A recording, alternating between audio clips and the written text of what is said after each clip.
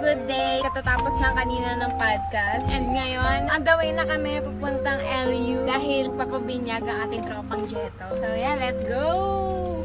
Road trip tayo for today.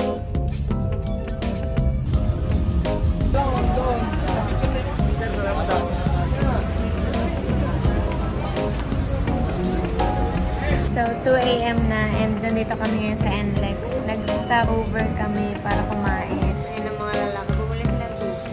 So, ngayon, nakasakay na kami. Mission complete. Nakakain at ihi na kami. So, yeah. Road trip na ulit.